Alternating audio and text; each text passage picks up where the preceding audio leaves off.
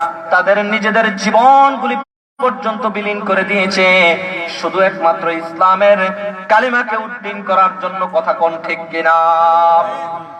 এই কালিমাকে উড্ডীন করার জন্য, ইসলামকে বিজয়ী করার জন্য নিজের জীবন দেওয়া লাগলে তারা জীবন দিয়ে দিয়েছে। শুধু একমাত্র আল্লাহ রাব্বুল আলামিনের হাবিবের মুখের একটা কথা মাত্র, এই কথাটা শুনতে দেরি হয়েছে, নিজের জীবন দিতে দেরি হয় নাই।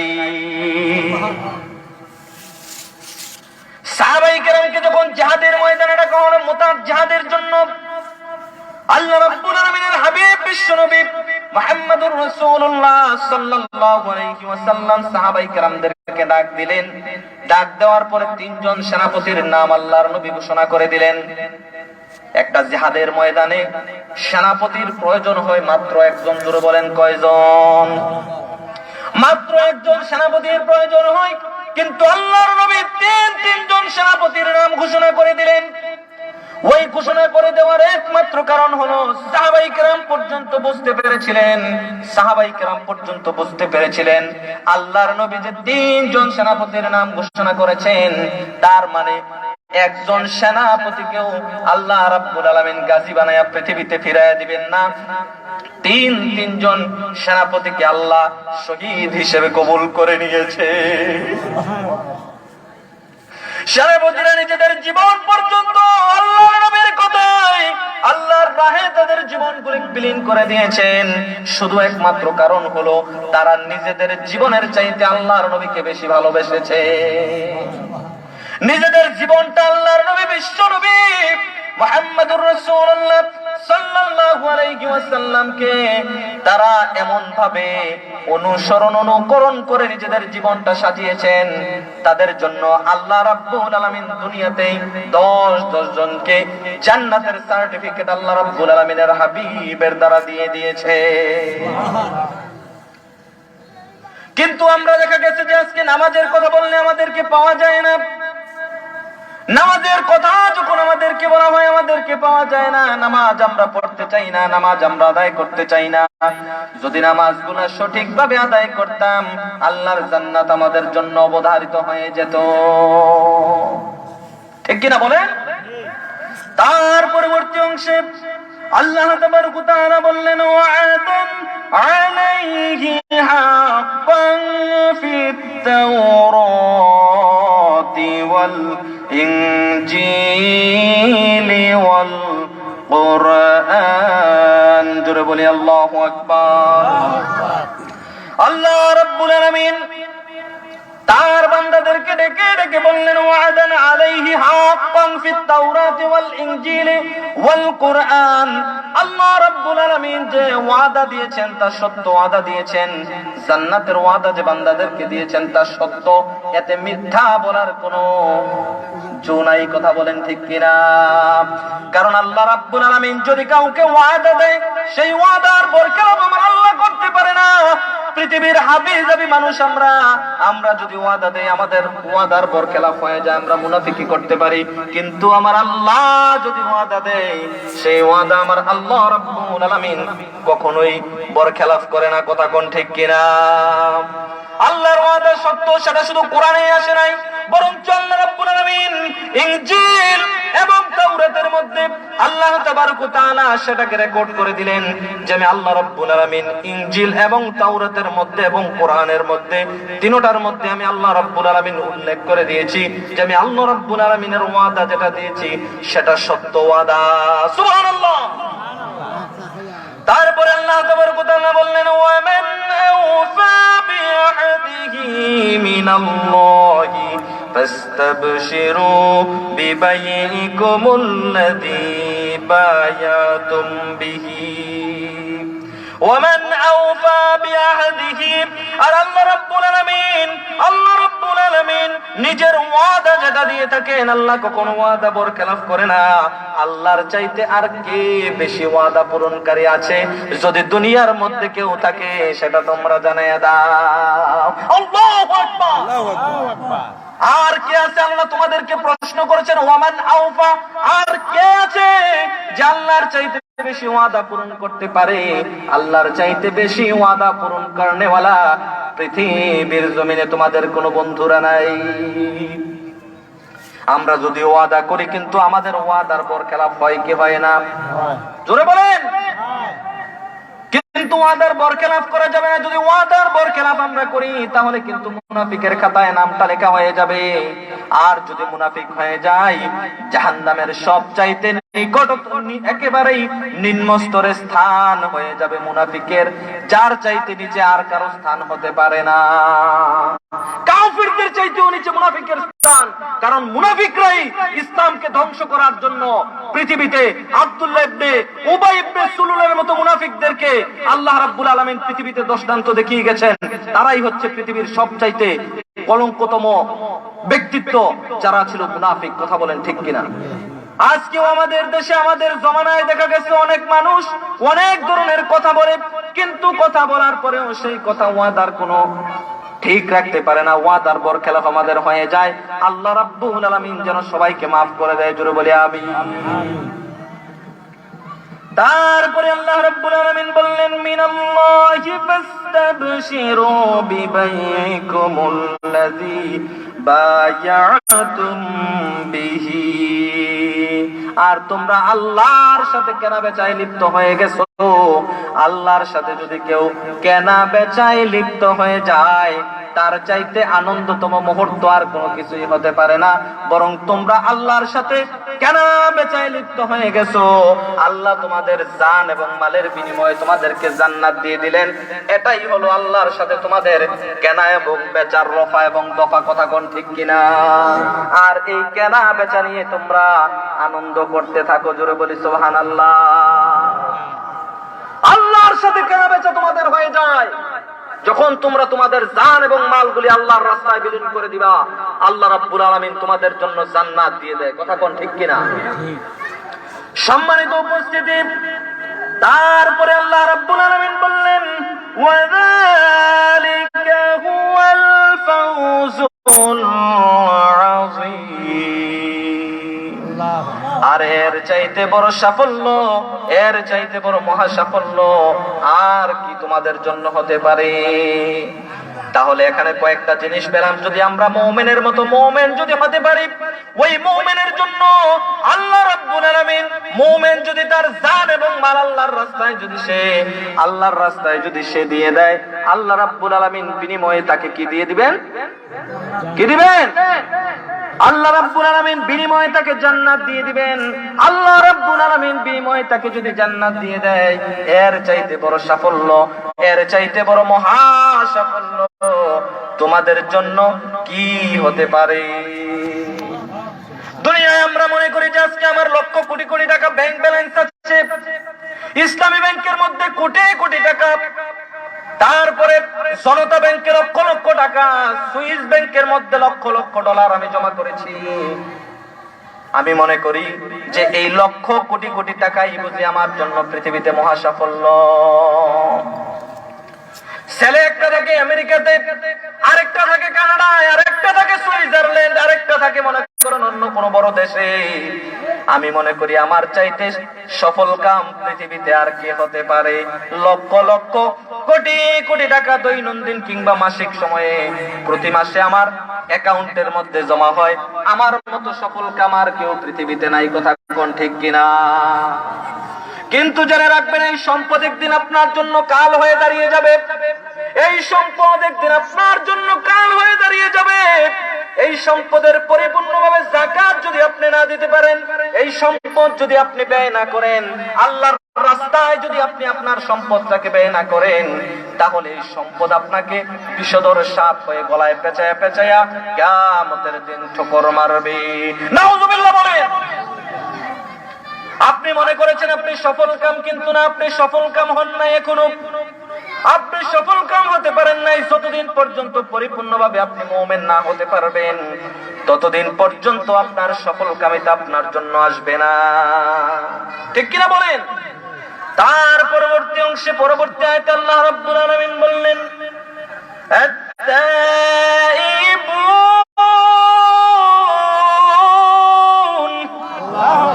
আর একটু জোরে বলি আল্লাহু আকবার। ওই আয়াতের মধ্যে আল্লাহ রাব্বুল আলামিন সর্বমোট 8টা জিনিসের কথা বলেছেন যে মুমিন যারা হবে, যারা আল্লাহর রাস্তায় নিজের জীবন এবং মালগুলি আল্লাহর রাস্তায় বিলীন করে দিবে, ওই সমস্ত মুমিনদের 8টা কোয়ালিটি আল্লাহ রাব্বুল আলামিন পরবর্তী অংশে বলেছেন। তার মধ্যে 1 নাম্বার হচ্ছে আত-তাইবুন, ওই ব্যক্তি যিনি তওবাকারী। জোরে বলি আল্লাহু আকবার। দৈনন্দিন জীবনে বান্দা, আমরা যখন দৈনন্দিন জীবনে ফজর থেকে শুরু করে যখন ঘুম থেকে উঠি, ওঠার পরে ফজরের নামাজটা শুরু করে দেই, ফজরের নামাজ শুরু করে দেওয়ার পরে ফজরের নামাজের শেষে কিংবা কেউ অনেকেই আছি আমরা ফজরের নামাজ জামাতের সাথে আদায় করি না, অথবা ঘুমের ঘরে আমার সময়টা কাটায় দেই, ফজরের নামাজটা আমি আদায় করতে পারি না, ঠিক কিনা বলেন? অথবা ফজরের নামাজ আমি পড়েছি, ফজরের নামাজ থেকে জোহরের নামাজ পর্যন্ত আমার অনেকটা সময় এখানে গ্যাপ রয়েছে, কেউ বা নিজেদের কর্মকাণ্ডে নিজেদের জীবনটাকে আমরা ওই সময় পরিচালিত করে থাকি, কিন্তু ওই সময় যদি হালকা কিছু দোষ ত্রুটি যদি আমাদের হয়ে যায়, জোহরের নামাজটা যদি জামাতের সাথে আমার আদায় করার সুযোগ হয়ে যায়, হয় কি হয় না? হয় না? ওই জোহরের নামাজ যখন আমি জোহরের নামাজটা জামাতে আদায় করার পরে, নামাজগুলো শেষ করার পরে রবের জন্য একাকিত্ব মিনিমাম 2টা মিনিট যদি আমি দেই, শুধু 2টা মিনিট যদি দিই, আল্লাহর কাছে কান্দি, রব্বুল আলামিন মাগরিব থেকে নিয়ে ফজর থেকে নিয়ে জোহর পর্যন্ত এই সময়টুকু আমি কতই না খারাপ কাজে আমি লিপ্ত করে দিয়েছি। যখন জোহরের পরে এই ফজর থেকে জোহর পর্যন্ত আপনি সময়টা ব্যয় করেছেন, এই সময়টার জন্য যদি আল্লাহর কাছে তওবা করেন আর আল্লাহ যদি সেই তওবা কবুল করে নেয়, তাহলেই তো আপনার সার্থকতা। জোরে কোন ঠিক কিনা? আবার জোহর থেকে নিয়ে শুরু করে আপনি যদি আসর পর্যন্ত আবার কিছু সময়ের গ্যাপ আছে এখানে, ওই সময়টাতে যখন আপনি আবার দৈনন্দিন কাজে লিপ্ত হয়ে যাবেন, দৈনন্দিন কাজে লিপ্ত হওয়ার পরে আপনার জীবনের কিছু কিছু সময় এসে যায়, ওই সময়টাতে আপনি বিভিন্ন ধরনের খারাপ কর্মকাণ্ডে লিপ্ত হয়ে যান, ঠিক কিনা? যেহেতু আমরা মানুষ, আমাদের দ্বারা বিভিন্ন ধরনের খারাপ কাজ করা অসম্ভবের কিছুই। আপনারা কি বুঝতেছেন আমার কথা? অসম্ভবের কিছুই আমার জন্য নয়।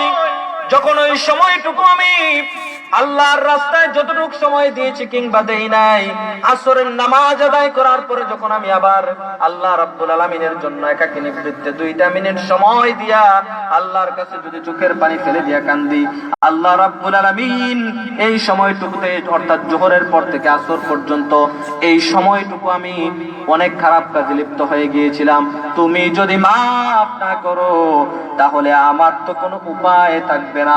তওবা যদি করতে পারেন আমার আল্লাহ রাব্বুল আলামিন সেই তওবা কবুল করবে কি করবে না? আর জোরে বলেন, করবে কি করবে না? আবার আসর থেকে মাগরিব পর্যন্ত, মাগরিব থেকে এশা পর্যন্ত, এশা থেকে ফজর পর্যন্ত, এভাবে প্রতিদিন আপনি যদি 5 ওয়াক্ত নামাজের পরে সময় যদি নাও পান, দৈনন্দিন জীবনে যখন আপনি ফজর থেকে শুরু করে নিয়ে আসা পর্যন্ত আপনি যখন নিজের জীবনটা নিয়ে যখন আত্মসমালোচনা করবেন, আত্মসমালোচনার পরে ওই যে ইশার নামাজের পরে অথবা আপনি সমস্ত দিন কাটানোর পরে যদি তাহাজ্জুদের নামাজ পড়ার আপনার যদি কোন ধরনের যদি সময় থাকে, আপনি যদি তাহাজ্জুদ গুজারি হন, তাহাজ্জুদের নামাজের জায়নামাজ বিছিয়ে যদি আপনি আল্লাহর কাছে বলেন, আল্লাহ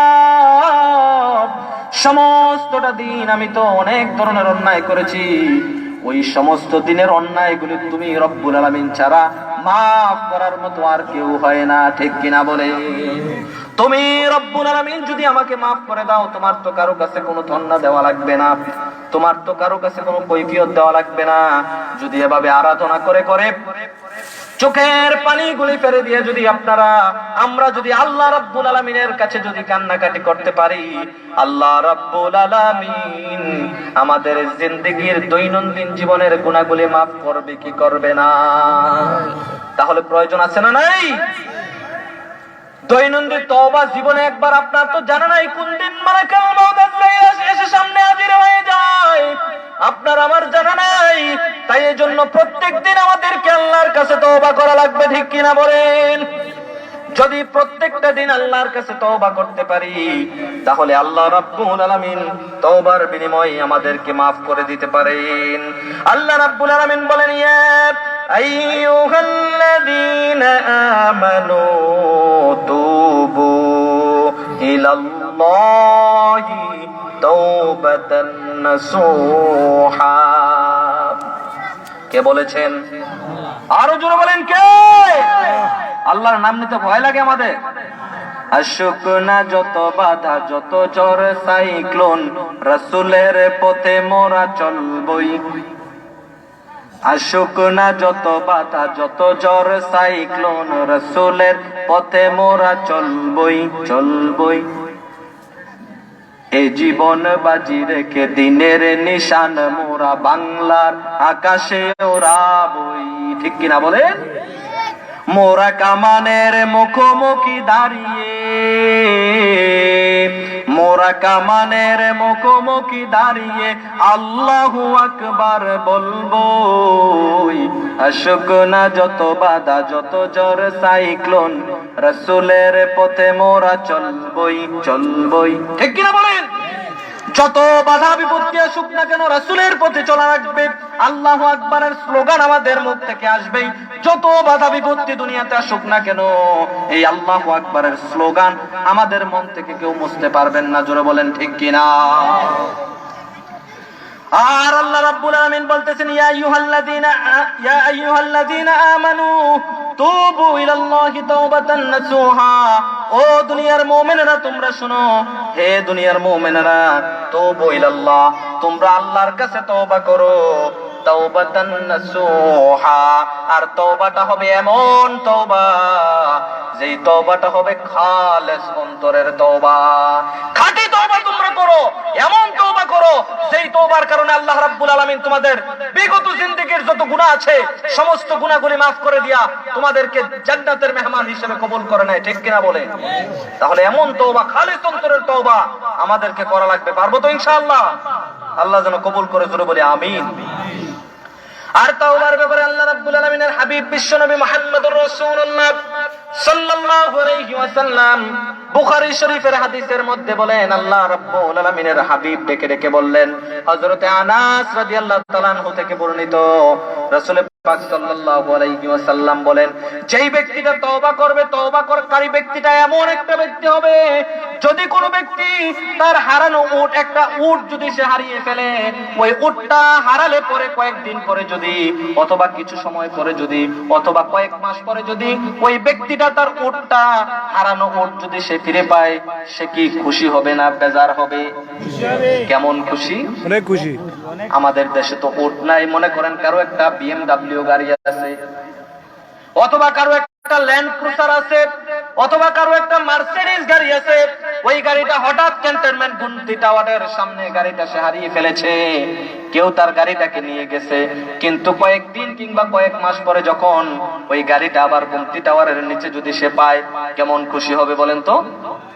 মহা খুশি। ঠিক কিনা?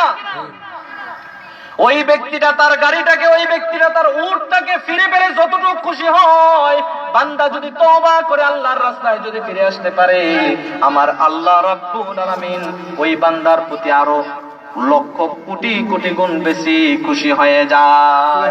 সুবহানাল্লাহ। তাওবার একটা অর্থ হচ্ছে ফিরে আসা।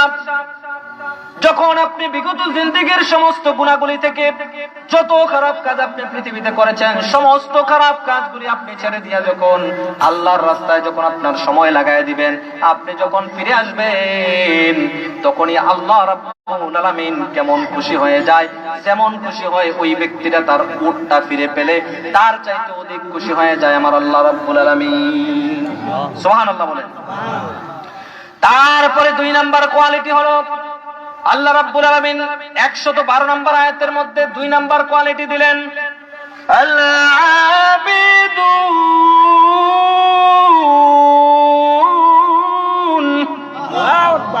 বান্দার 1 নাম্বার কোয়ালিটি হলো বান্দা তাওবাকারী হবে, আর 2 নাম্বার কোয়ালিটি হলো বান্দা তার আল্লাহ রাব্বুল আলামিনের খালেস বান্দা হয়ে যাবে, অর্থাৎ সে আবেদ হয়ে যাবে। জোরে বলি সুবহানাল্লাহ। সে আল্লাহর বান্দা হিসেবে নিজেকে প্রতিষ্ঠিত করবে। জোরে বলি সুবহানাল্লাহ। আমরা যদি এখানে আমি যদি প্রশ্ন করি যে আপনারা কে কে আল্লাহর বান্দা, সবাই নিজেদের হাতগুলি জাগায় দিবেন যে আমরা আল্লাহর বান্দা। কিন্তু যখনই প্রশ্ন করব যে কে কে সারা নামাজটা জামাতের সাথে আদায় করেছেন, দেখা যাবে 2, 4, 5 জন লোক তাদের হাত তুলতে পারবেন না। কথা কোন ঠিক কিনা? বছরের পর বছর, মাসের পরে মাস, যুগের পরে যুগ আপনি আপনার সময়টাকে আপনি খারাপ কাজে লাগাই দিয়েছেন। আল্লাহকে সিজদা দেওয়ার মতো সময় আপনি পান নাই, কিন্তু আপনি মুখে মুখে দাবি করেন আমি হলাম আবেদ, আমি হলাম ইবাদতকারী। না না, আপনি এখন ইবাদতকারী হতে পারেন নাই, কারণ যেই ব্যক্তি ইচ্ছাকৃতভাবে তার নামাজ ছেড়ে দিল, সে যেন পুরো ইসলামটাকেই ধ্বংস করে দিল, ফাসিক হয়ে যায়। অন্যান্য ইমামেরা বলেছেন সে কুফরি করলো, কারণ একজন মুসলমান এবং একজন কাফেরের মধ্যে পার্থক্যই হলো সালাত। নামাজ হলো একজন মুমিন এবং একজন কাফেরের মধ্যে পার্থক্য। আপনি যে নিজেকে মুমিন হিসেবে দাবি করবেন, আপনার মধ্যে নামাজ নাই, আপনার মধ্যে ইসলামের কোনো গুণ নাই, আপনার মধ্যে ইসলামের কোনো গুণ নাই, কোনো কোয়ালিটি নাই, কোনো কোয়ান্টিটি নাই। যদি আপনার মধ্যে এগুলি না থাকে, আপনি কেমনে নিজেকে আবেদ দাবি করেন? আপনি কেমনে নিজেকে আল্লাহর বান্দা হিসেবে বলেন? বলতে পারবেন, আপনার বলাটা আপনার মুখেই থাকবে, কিন্তু আল্লাহ আপনাকে আমাকে অ্যাকসেপ্ট করবে?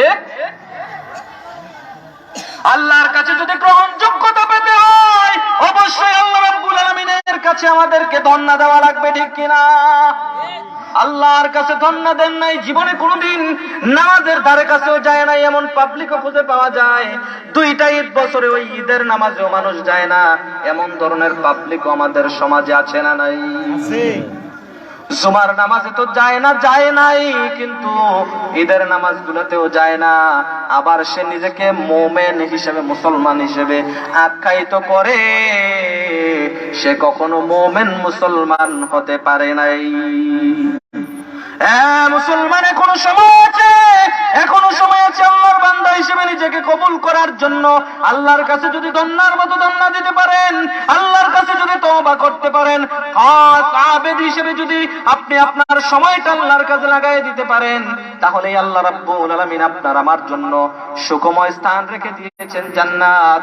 আমি আর আপনি যখন মুমিন হব, সেই জান্নাতের মধ্যে আল্লাহ রাব্বুল আলামিন আপনাকে আমাকে দাখিল করায়া দিবেন, ঠিক কিনা বলেন? তাহলে মুমিনের 2 নাম্বার গুণ হলো সে হবে আবেদ, সে হবে ইবাদতকারী। 3 নাম্বার গুণ হবে মুমিনের আল্লাহ